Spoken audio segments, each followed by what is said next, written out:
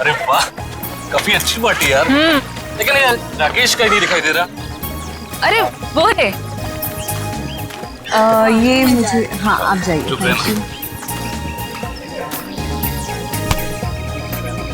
राकेश आए, शादी की सालगिरह की बहुत बहुत मुबारक हो मेरे दोस्त। थैंक यू यार।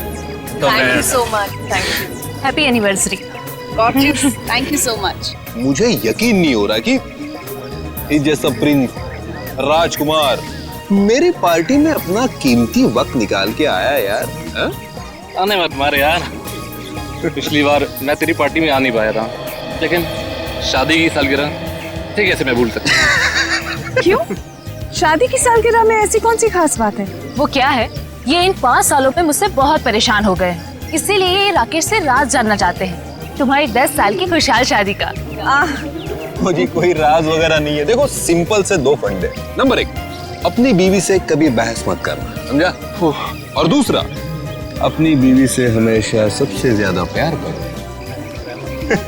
यही राज है अपने खुशहाल शादीशुदा जिंदगी, समझे? Follow it. या आई गॉट इट। वैसे तुम्हारी ड्रेस बहुत सुंदर लग रही है। Oh thank you so much. कहाँ से खरीदी? P2P मॉल से। एक काम करो, आप लोग पार्टी एंजॉय करो, हम लोग You guys make yourselves comfortable. Yeah? हम अभी आपको ज्वाइन करते हैं, ओके?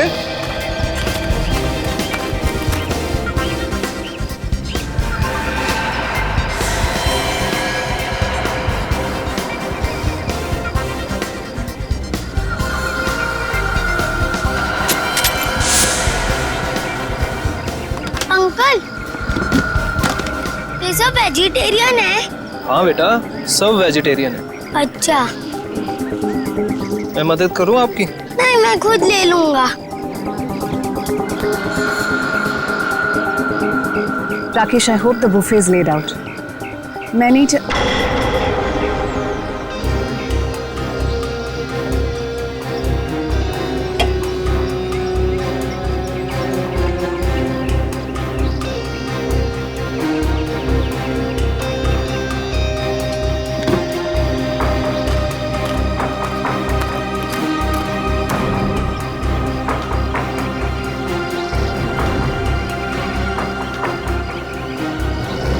अरे कोई यार है।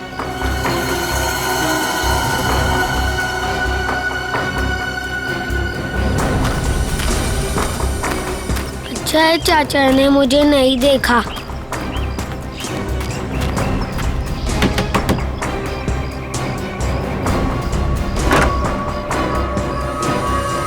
अरे बंटी बेटा, इस वक्त तुम यहाँ? अब आओ अंदर आओ।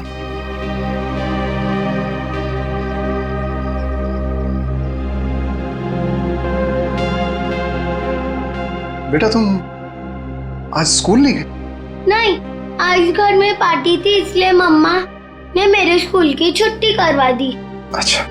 आज आप लोग ये वाला खाना नहीं खाओगे, ये वाला खाओगे। बेटा, ये खाना लेके तुम्हें यहाँ नहीं आना चाहिए था, ये गलत है। और किसी ने देख लिया तो? किसी ने नहीं देखा, आप फिक्र मत कीजिए।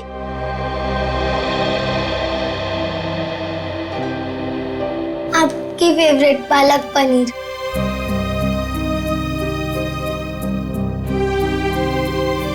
आप भी खाइए ना। हाँ बेटा, मैं भी खाता हूँ।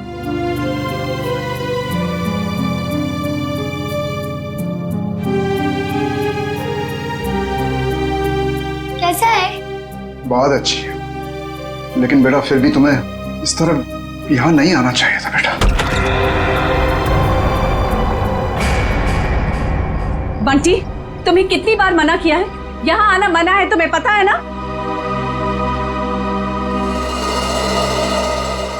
ये सब खाना किससे पूछकर लाए थे ये सब? ये मेरे हिस्से का खाना है, दादा दादी जी के लिए। मैं जिसको देना चाहूँ मैं उसे दूंगा। जबान बहुत चलने लगी है तुम्हारी। देखो बेटा, मम्मी से इस तरह बात नहीं करते। माफी मांगो मम्मी से। प्लीज रहने दीजिए। पहले तो आप मेरे बेटे के दिमाग में जहर भर रहे, और फिर अब मेरे सामने ये सब ड्रामा। बहू, हम क्यों जहर भरेंगे किसी के दिमाग में? आखिर तुम्हें तकलीफ क्या है? किस जन्म का बदला ले रही हो हमसे? बदला? मैं बदला ले रही हूँ? सासू माँ, आपको जानकर बहुत अफसोस होगा। इस घर में आपके लिए अगर किसी को थोड़ी सी भी फिक्र है ना, तो वो मुझे है। क्योंकि अगर आप अपने बेटे के भरोसे रहे ना, तो फिर अब तक तो आप सड़क पर होती। क्यों झूठ बोल रही हो बहू? क्यों हमारे और हमारे बेटे के बीच में दरार डालने की कोशिश कर रही हो? देखिए ससुर जी, जब किसी का रिश्ता नींव से मजबूत होता है ना, तो कोई तीसरा आके दरार नहीं डाल सकता। अगर आपके बेटे की बात पर इतना ही विश्वास है आपको, तो उसे ही पूछ लीजिए। 6 महीने पहले वृद्धाश्रम के फॉर्म्स कौन लाया था? वृद्धाश्रम? वृद्धाश्रम? जी हाँ, आपका सुपुत्र आपको वृद्धाश्रम भेजना चाह रहा था। वो तो मैं थी जिसने उसे कहा कि आप दोनों को यहाँ रहने दिया जाए, और आप लोग मुझे को खरी खोटी सुना रहे। बहू, ये तुम क्या कह रही हो? मैं नहीं मान सकता। हमारा बेटा हमें वृद्धाश्रम भेजने की कोशिश कर रहा है। हम उस पर इतना बड़ा बोझ पड़ गए। अब आपका ये ड्रामा है ना, मेरे सामने मत कीजिए, ठीक है? ये खाना खा लेना और फिर प्लेट्स लौटा देना हमें, बहुत महंगी है। चलो बंटी।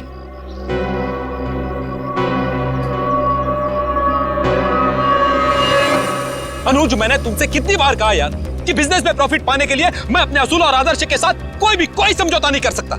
ये आदर्श, ये असूल, ये सब सिर्फ फिल्मों में अच्छे लगते हैं, आम जिंदगी में इनका कोई महत्व नहीं है। तेरे लिए होंगे ये फिल्मी वर्ड्स, समझा तू? मैं जिंदगी में जो भी कुछ हूँ, आज जिस मुकाम पे हूँ, सिर्फ और सिर्फ इन आदर्शों की वजह से हूँ। और देख, मैं किसी भी कीमत पर अपने असूलों के साथ कोई समझौता नहीं करूंगा, ये बात तू समझ ले। मतलब तू साफ सुथरे तरीके से बिजनेस करना चाहता है, बिना किसी हेरफेर के। मम्मी, मुझे पार्टी में नहीं जाना, मुझे दादी दादू के पास ही रहना है। बंटी, अगर और मस्ती की ना तो देखना पापा से कहकर हॉस्टल भिजवा दूंगी। चलो तुम। अरे वृंदा, कहाँ थे तुम? मैं सारी पार्टी में तुम्हें देखा ही। देखिए ना माँ, क्या करूं, ये इतना शरारती होता जा रहा है दिन ब दिन। अच्छा, अब ये सब छोड़ो और चलो केक काटो, सब तुम्हारा इंतजार कर रहे हैं। आओ।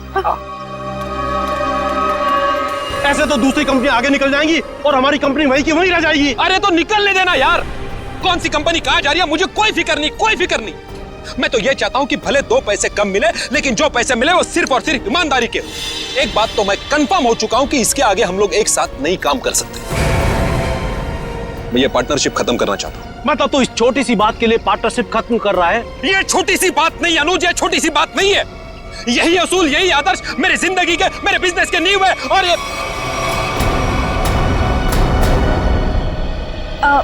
हाय अनुज। हाय अनुज।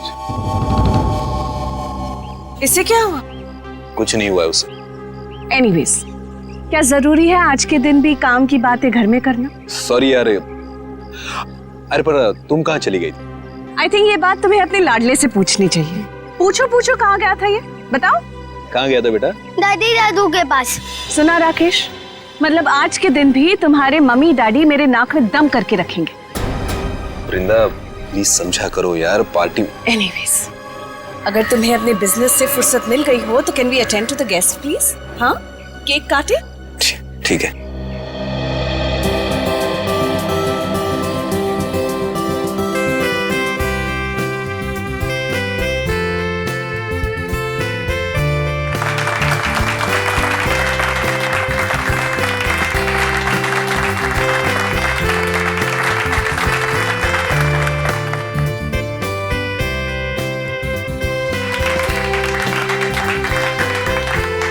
तुम दोनों हमेशा सुखी रहो।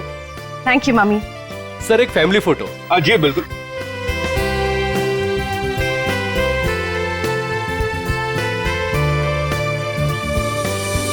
बंटी कहाँ है? बंटी का है? मैं उसे ढूंढ कर आती हूँ। पहले फोटो एक।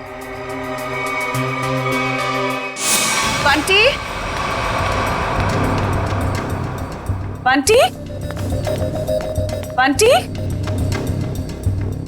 यहाँ तो नहीं है, मैं बाहर ढूंढती हूँ। बंटी? राकेश के साथ झगड़ा करके मैंने बहुत बड़ी गलती की है। राकेश से माफी मांग लेता हूँ। बंटी, रामुक्ति बंटी को देखा? नहीं देखा मैडम। अच्छा, आप जरा आउट हाउस में देखें, मैं यहाँ देखती हूँ। बंटी ना ऐसी कोई बात नहीं है, आप एंजॉय कीजिए। राकेश, देख राकेश, हमारे बिजनेस की पार्टनरशिप भले ही टूट गई है, लेकिन इसका असर हमारी दोस्ती पर नहीं पड़ना चाहिए। अच्छा ठीक है, चल फिर इसी नोट पे अपनी पार्टनरशिप खत्म कर दे। चा, खाली हाथ मिलाने से काम नहीं चलेगा, ओए गले मिल। चल, दोस्ती पक्की, खर्चा अपना अपना। Enjoy yourself, okay? कहा सुना माफ। बंटी बंटी गॉड, ये बंटी कहाँ चला गया? बंटी वृंदा, वृंदा बंटी मिला? वृंदा बंटी मिला?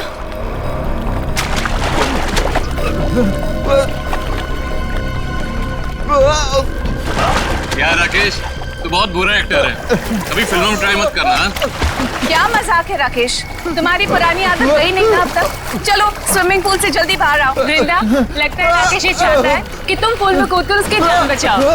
बस राकेश, अब बहुत हो गया। अब अगर तुम बाहर नहीं आए ना तो देख लेना।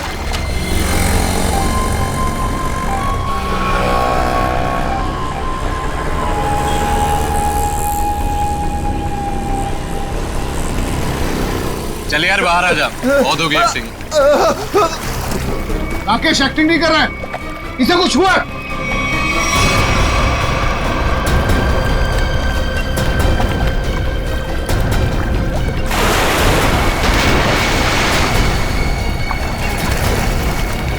राकेश! राकेश! राकेश! राकेश उठो, क्या हुआ तुम्हें? राकेश! राकेश! राकेश आंखें खोलो। ये सांस नहीं ले पा रहा। राकेश उठ मेरे भाई। राकेश प्लीज आंखें खोलो। राकेश प्लीज। अरे कोई तो एम्बुलेंस को फोन करो please. Call the doctor please. कोई फायदा नहीं। राकेश! राकेश हमको छोड़ के जा चुका।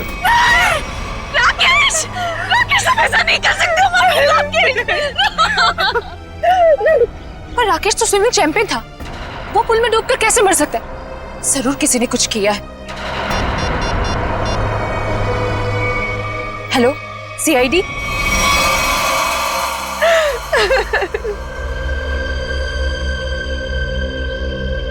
बॉडी में कहीं चोट का निशान तो दिख नहीं रहा है, शायद पानी में डूबने से ही मौत हुई है इसकी। आप लोगों के सामने यहाँ पे राकेश स्विमिंग पूल में डूब के मर गए, किसी ने बचाने की कोशिश नहीं की?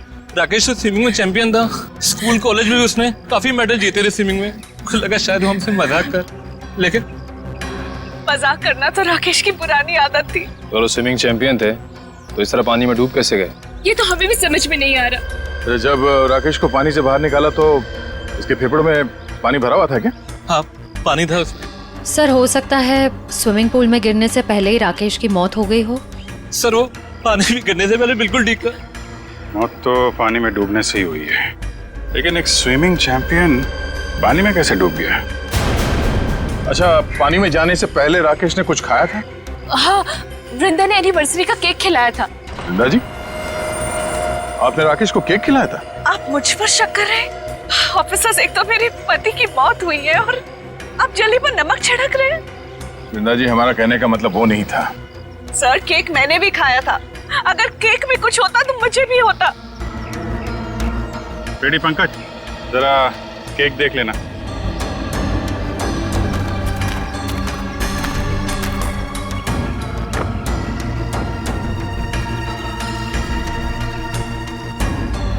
अच्छा, आप बताइए, आपको किसी पे शक है? कौन ले सकता है आपकी पति की जान? अनुज हो सकता है, मुझे अनुज पर शक है। ये अनुज कौन है? वो राकेश का बिजनेस पार्टनर था। कुछ दिनों से दोनों के बीच में बहुत टेंशन चल रही थी और आज तो सर दोनों के बीच में बहुत बड़ा झगड़ा भी हुआ सबके सामने। ये अनुज कहाँ है? अरे कुछ देर पहले तो यही था, कहाँ चला गया? निखिल, जरा देखो ये अनुज कहाँ है? अनुज की बैक्स्टर गाड़ी है गोल्डन कलर की। और मेरा बेटा बंटी कुछ वक्त से गायब है सर। सब जगह ढूंढ लिया, नहीं मिल रहा वो। आपका बेटा गायब है? कब से? कुछ 1 घंटे से। सर, ना ये अनुज मिला, ना इसकी गोल्डन कलर की बेस्ट कार। और उसको फोन लगा हमारे किसी के पास? ये नंबर।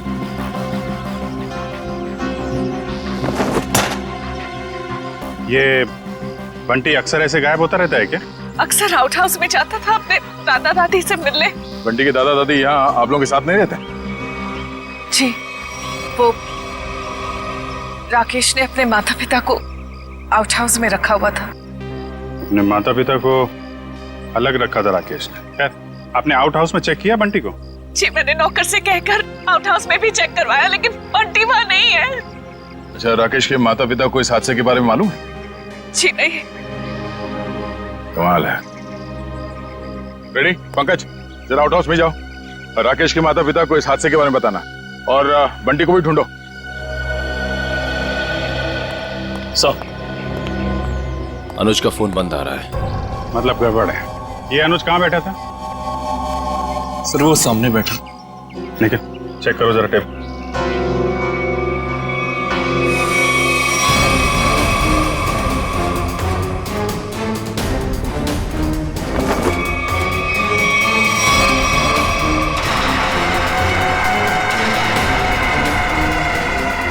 मूंगफली का तेल?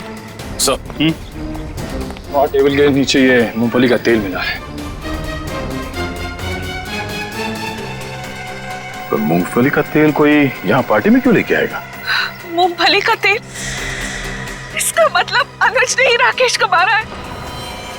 सर, राकेश को एलर्जी थी मूंगफली के तेल की, बहुत सख्त एलर्जी। तो अनुज ने किसी बहाने मूंगफली का तेल राकेश को लगा दिया, शायद हाथ वाथ मिलाने के बहाने। और सिर्फ हाथ, अनुज ने राकेश को गले भी लगाया था।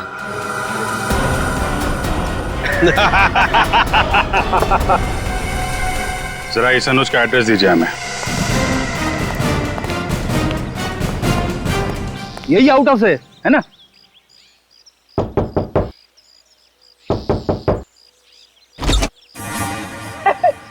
दरवाजा तो खुला हुआ है, जा अंदर। मैं क्यों जाऊं? आप जाओ। मैं सीनियर हूँ इसीलिए कह रहा हूँ। सर, ये सीनियर जूनियर बहुत ज्यादा हो रहा है। मैं एसीपी सर से आपकी कंप्लेंट करूंगा।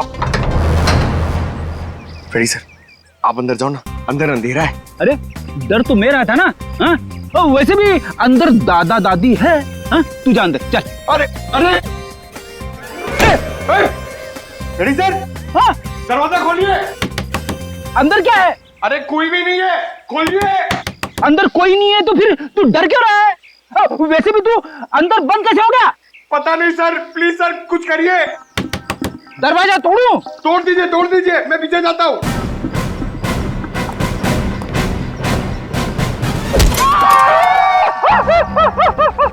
क्या हुआ सर, टूटा दरवाजा? अरे दरवाजा तो नहीं टूटा, मेरा घुटना टूट गया। क्या हुआ फ्रेडी? अरे सर, ये दरवाजा जाम हो गया सर। बेचारा पंकज अंदर बंद हो गया, वो डर रहा है। दरवाजा जाम हो गया? कहाँ जाम हो गया? खुला तो है। सर अच्छा हुआ आप आ गए। ये तो पंकज, एक सीआईडी ऑफिसर होकर तुम लोग डरते हो? राकेश के माँ बाप का? सर घर खाली है सर, कोई भी नहीं यहाँ पे। घर खाली है? पर सर, वृंदा तो कह रही थी कि उसके सास ससुर यहीं रहते हैं। बहुत शर्मनाक बात है। वृंदा और राकेश वहां बड़े ठाट बाट से रह रहे हैं और अपने माँ बाप को यहाँ ऐसे हालत में रहने के लिए छोड़ दिया।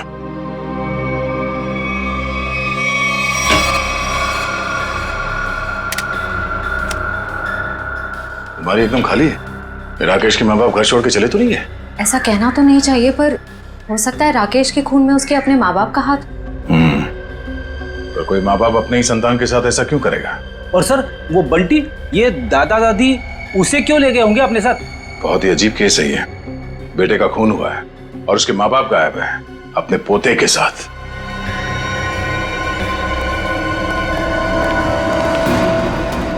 आद्या, ये राकेश के माता पिता तो नहीं है यहाँ? गार्ड ने कुछ बताया? नहीं, उसने भी उन्हें जाते हुए देखा नहीं है कहीं पे। वो कह रहा है वो तो खाने वाली वैन में सामान रखने में लगा हुआ था। और बंटी का भी कुछ पता नहीं चल रहा है। एक बात तो तय है, कुछ देर पहले ही निकली हो यहाँ से, ज्यादा दूर नहीं जा सकते। कहीं इस अनुज ने तो नहीं किडनैप कर लिया इन लोगों को राकेश को मारने के बाद? अनुज को पकड़ना पड़ेगा।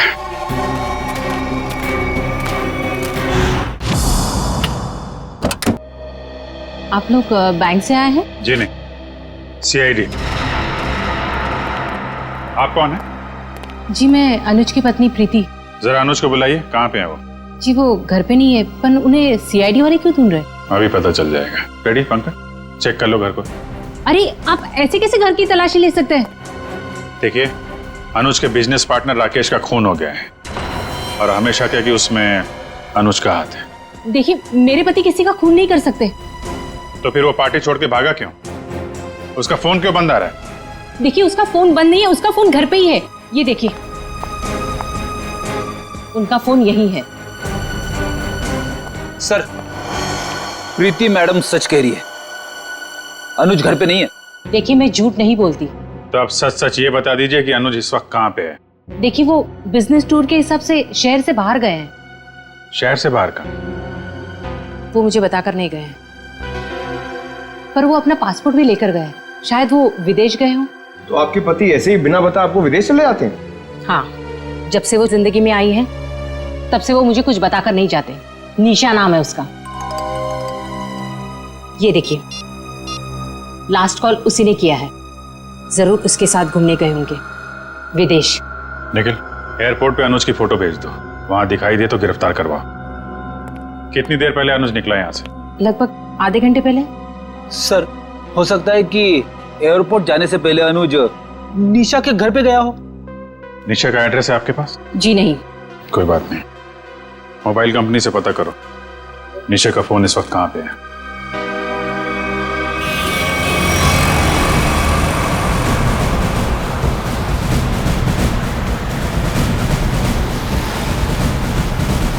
सर, निशा की गाड़ी यहाँ से 100 मीटर दूर है सर। रेडी, तेज चलाओ, निकलने नहीं चाहिए वो लोग। आप चिंता मत करो सर, आप भी ओवरटेक करता हूँ गाड़ी को।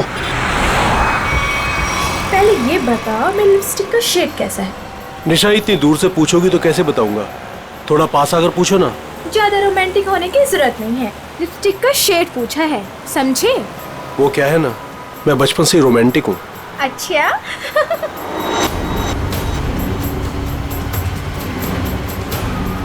सर, 50 मीटर दूर है सर। मतलब हम लोग सही रास्ते पे हैं, आगे लो। शायद वो गोल्डन बस्टर सर, वही निशा की गाड़ी है। रेडी, ओवरटेक करो इस गाड़ी को।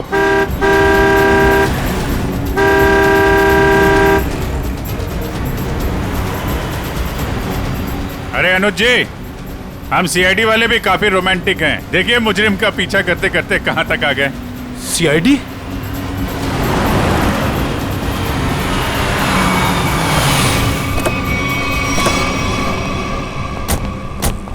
निकालो निकालो निकालो, बाहर निकालो। चलो बाहर। अरे अरे भाई साहब सुनो तो, एक मिनट मेरी बात तो सुनो भाई साहब। ये सीआईडी हमारा पीछा क्यों कर रही है? क्योंकि जिस इंसान के साथ आप बैठी हैं वो एक खूनी है। खून? अनुज ने किसका खून किया है? अपने बिजनेस पार्टनर राकेश का। मैं खूनी के साथ अपनी नई जिंदगी शुरू करने वाली थी। अरे कहाँ जा रहा है? इस गाल का तो मेकअप हो गया है, अब इसकी बारी है। हाँ, मैंने ही मारा है राकेश को, क्योंकि वो मेरे बिजनेस करने के तरीके से खुश नहीं था और वो मेरे बिजनेस की साझेदारी भी तोड़ना चाहता था। इसलिए तुमने राकेश को रास्ते से हटा दिया, ताकि सारा बिजनेस भी तुम्हारा और बिजनेस करने का तरीका भी। हाँ, क्योंकि मैं जानता था कि उसे मूंगफली के तेल से एलर्जी है, इसलिए मैंने मूंगफली के तेल को हथियार बनाकर उसे खत्म कर दिया। लेकिन पिक्चर अभी बाकी है दोस्त। क्या मतलब सारुंके साहब? अगर मैं ये कहूं कि राकेश की मौत मूंगफली के तेल से नहीं हुई है तो मैं ये कहूंगा कि सर हमें अप्रैल फूल मत बनाइए, आज अप्रैल 1 नहीं है। पंकज, मैं अप्रैल फूल नहीं बना रहा हूं। मैं आप लोगों को ये बताने के लिए आया हूं कि राकेश की मौत वाकई मूंगफली के तेल से नहीं हुई, बल्कि उसकी मौत दिल का दौरा पड़ने से हुई। और ये बात उसकी मेडिकल रिपोर्ट कहती है। ये देखो, ये राकेश के दिल का एक्सरे। ये तो पेसमेकर है ना? जी हाँ, ये पेसमेकर है। और राकेश को दिल का दौरा इसलिए पड़ा क्योंकि जब वो स्विमिंग पूल में था तब इस पेसमेकर ने काम करना बंद कर दिया।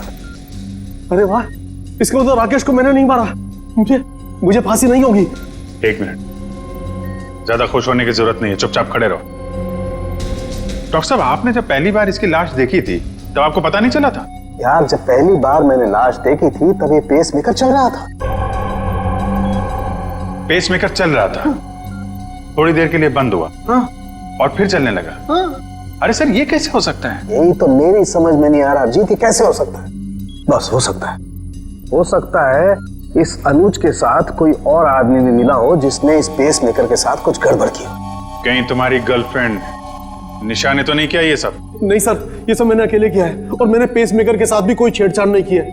मैंने सिर्फ मूंगफली के तेल का इस्तेमाल किया है सर, और उससे जानबूझकर झगड़ा किया ताकि सुलह के बहाने उससे हाथ मिला सकूं और गले मिल सकूं, ताकि मूंगफली का तेल उसके शरीर पर लग जाए। और सर उस तेल की वजह से मेरे हाथों की हालत देखिए सर क्या हो गई है। मतलब अनुज के अलावा कोई और भी है जो राकेश की जान लेना चाहता था। इस अनुज ने सहारा लिया मूंगफली के तेल का और दूसरे आदमी ने पेसमेकर को अपना हथियार बनाया। बिल्कुल, इसीलिए स्विमिंग चैंपियन होने के बावजूद वो तैर नहीं पाया, क्योंकि उसका पेसमेकर सिर्फ उतनी देर के लिए बंद हुआ जितनी देर में उसके फेफड़ों में पानी भर जाए। लेकिन डॉक्टर साहब, पेसमेकर थोड़ी देर के लिए बंद करना आसान नहीं है, ये कैसे कोई कर सकता है? ये थोड़ी गुत्थी है जो समझ में नहीं आ रही है। सर आप चाहें तो डॉक्टर तारिका आपकी मदद कर देंगे गुत्थी सुलझाने में। भाई साहब, मेरा नाम डॉक्टर सालुक है। क्या है? हाँ, और मैं अपनी गुत्थी खुद सुलझा लेता हूँ, मुझे किसी तारिका की मदद की जरूरत नहीं। अंडरस्टैंड? नहीं सर, मैं तो ये कह रहा था। अरे सर चाय तो पीते जाइए। सर इस पेसमेकर के रुकने का संबंध कहीं राकेश के बेटे बंटी के गायब होने से तो नहीं है? हाँ सर, हो सकता है जिस आदमी ने बंटी को गायब किया है उसी ने राकेश का पेसमेकर रोक दिया। बंटी का जल्द से जल्द पता लगाना होगा। नहीं सर, मुझे नहीं पता बंटी कहाँ है सर, मैं बंटी के बारे में कुछ नहीं जानता सर।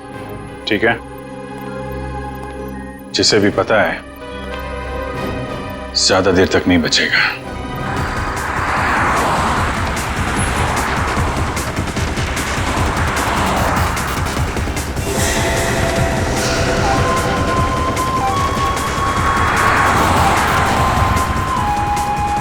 सर हो रहा बंटी, सर इधर।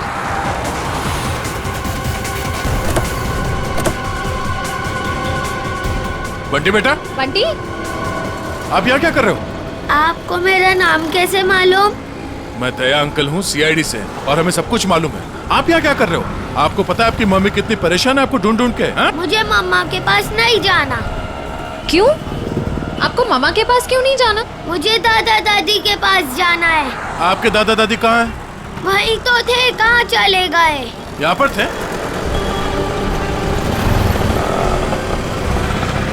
कहाँ है? चलो इधर देखते हैं। चलो।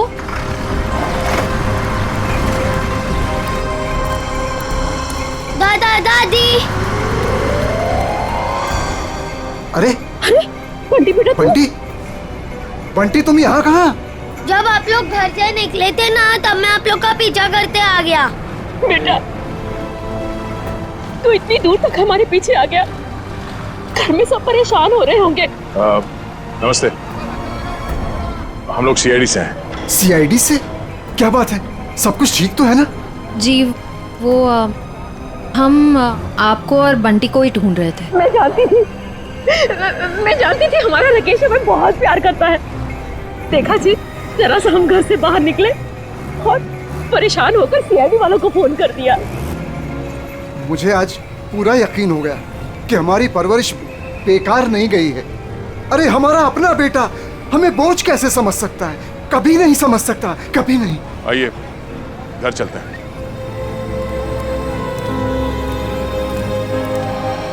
हेलो तारिका जी। हेलो अभिजीत। हेलो। आज डॉक्टर साहब थोड़े असमंजस में थे। एक गुत्थी ने उन्हें परेशान कर रखा था।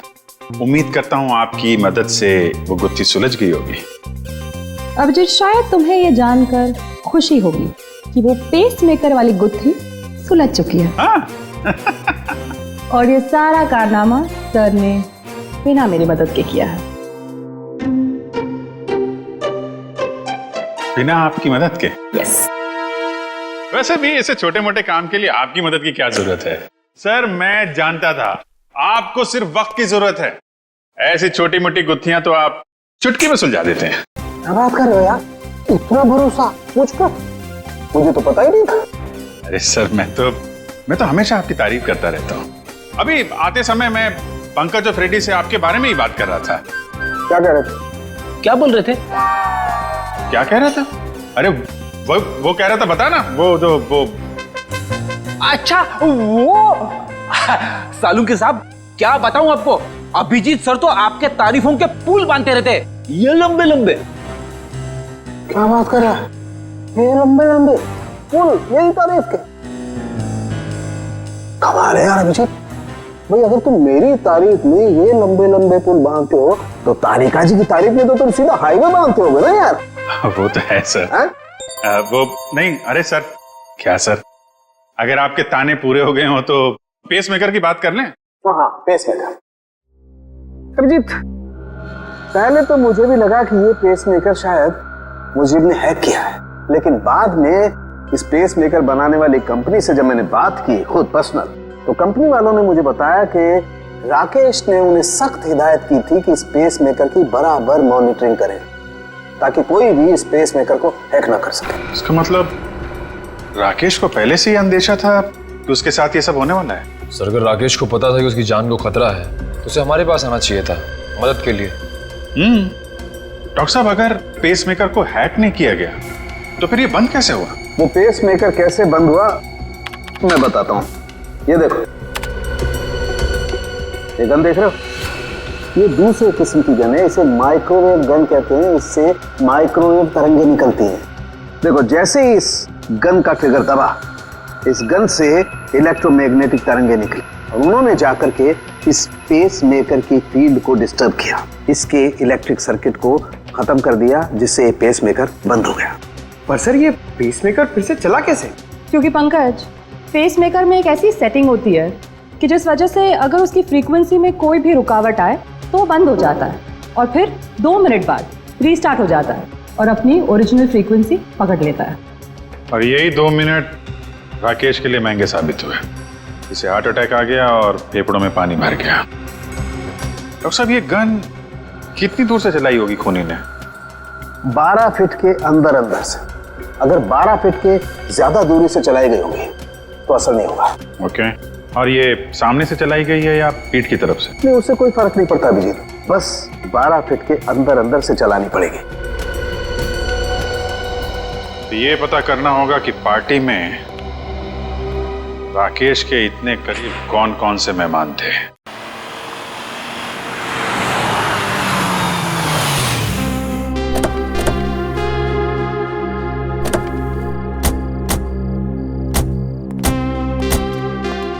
दादी, मुझे बहुत भूख लग रही है, मुझे पापा के साथ खाना खाना और वीडियो गेम भी खेलना है। हाँ बेटा, मैं जल्दी जल्दी अपने हाथों से कुछ बना के खिला देती हूँ। हाँ,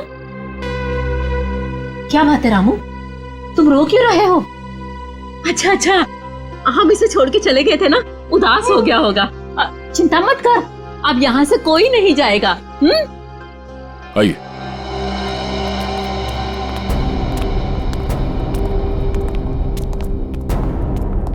क्या बात है, यहाँ सब खामोश क्यों बैठे? दरअसल बात यह है कि बात क्या है, बताओ तो सही। राकेश, अब क्या हुआ राकेश को? मेरा बेटा ठीक तो है ना? अरे बोलते क्यों नहीं आप? बेटा बंटी, इसे बाहर ले जाओ। चल। अरे लेकिन बात क्या है? हो क्या रहा है यहाँ पे? बात क्या है, कुछ बताइए तो सही। माँ जी, आपका बेटा राकेश अब इस दुनिया में नहीं है। किसी ने उसकी जान ले ली। कैसी बात कर रहे हैं अभी?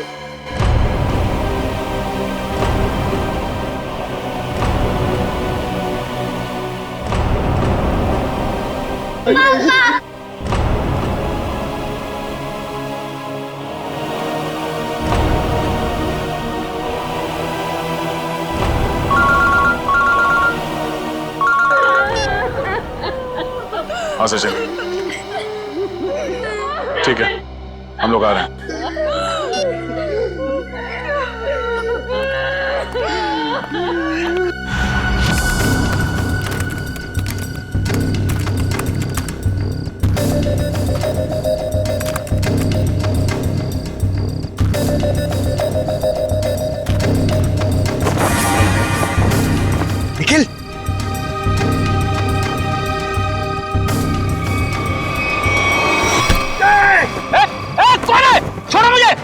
क्या सोचता था तू?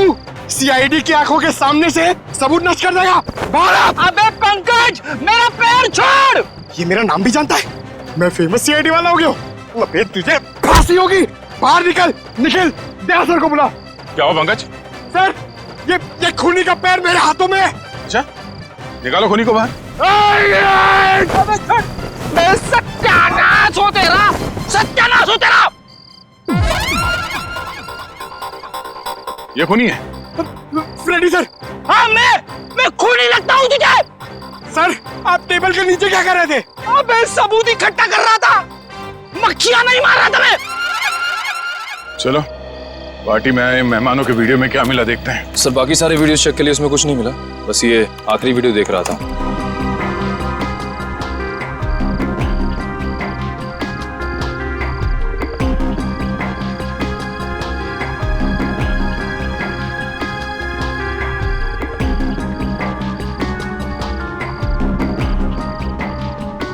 एक मिनट जरा रिवाइंड करना, पॉज करो, इस आदमी के चेहरे पे जूम करो।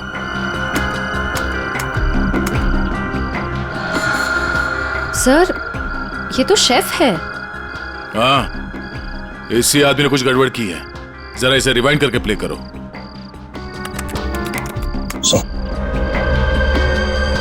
ये देखो, इसने अपने पैर से कुछ सरकाया टेबल के नीचे। शायद उस बॉक्स में वही वाली गन होगी, वो माइक्रोवेव वाली गन। हो सकता है वो माइक्रोवेव गन उसने इस बक्से में छुपाया होगा। बावर्ची।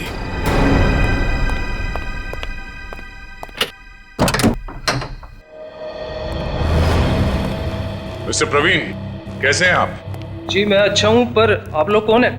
हम लोग सीआईडी से। सीआईडी? आप कहीं जाने की जल्दी में लग रहे हैं। जी मैं बाजार जा रहा था सब्जियां लेने के लिए। ओह, सब्जियां लेने के लिए? क्या बात है, ऐसा बैग? जी वो आज शाम को पार्टी है, उसी के लिए। अरे वाह, तो भाई हमें भी तो बताइए कि शाम की पार्टी में क्या क्या बन रहा है? हाँ जी, शाही पनीर, दाल मखनी, मलाई कोफ्ता। क्या बात है। सर एक बार प्रवीण जी जेल आ गए तब तो कैदियों की हर रोज दावत होगी। मैं क्यों जेल में दावत देने लगा? वो भी पता चल जाएगा। अच्छा, आज की पार्टी में तुम वो माइक्रोवेव गन लेके जा रहे हो या फिर अब उसकी जरूरत नहीं है? Microwave gun? वो क्या होती है? वो गन कुछ इस तरह की होती है, फर्क सिर्फ इतना है कि उससे तरंगे निकलती हैं और मेरे गन से सिर्फ गोलियां। सर इसे नीचे कीजिए, इसे नीचे कीजिए सर। बावर्ची साहब, अगर दया सर की गोली चखना नहीं चाहते हो ना तो जल्दी बताओ, क्यों मारा राकेश को? उनके कहने पर। उसका कुछ नाम भी तो होगा ना? हाँ?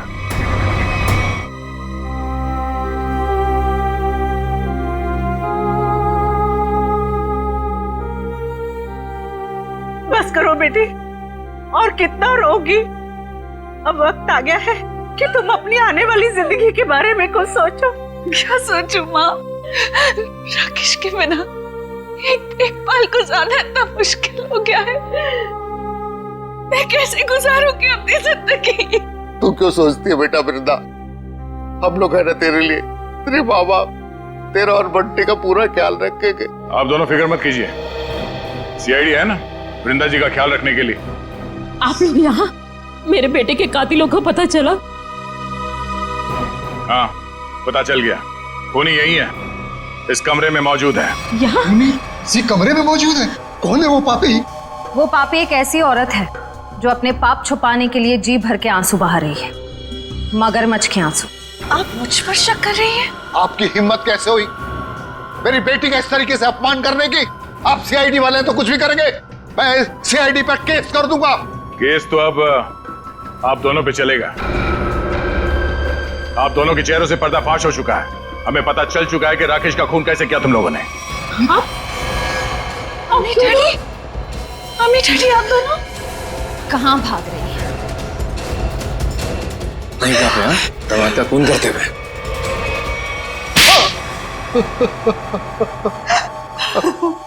हमने अपनी बेटी की शादी राकेश से इसीलिए की थी कि उसकी दौलत को हम अपने बिजनेस में लगाएंगे और अपने बिजनेस को नई ऊंचाइयों पे पहुंचाएंगे। ऐसा तभी हो सकता था अगर राकेश वृंदा के हाथ की कठपुतली बना रहता, इसलिए मैं वृंदा को सिखाती रहती थी कि कैसे अपने सास ससुर को राकेश से दूर रखना चाहिए। शर्म आनी चाहिए आपको।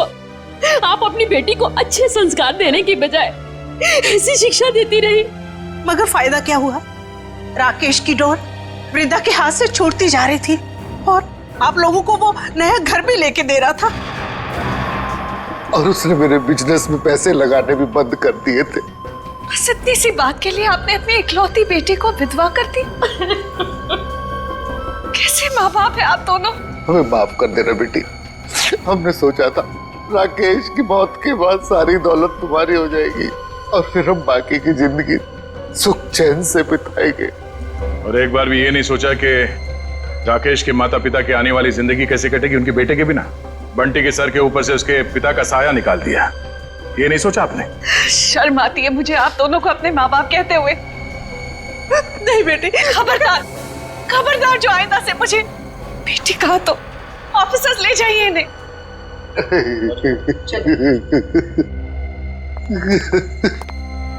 मैंने आप दोनों के साथ जो व्यवहार किया है उसके लिए माफी की हकदार तो नहीं हूँ। मैंने आपकी खुशियां छीनी और मेरे माँ बाप ने आपसे आपका बेटा। आप दोनों जो सजा देना चाहे मुझे दे सकते हैं। बेटी, बेटा तो खो ही चुके हैं। हम इस बेटी को नहीं खोना देना चाहते, नहीं खोने देना चाहते।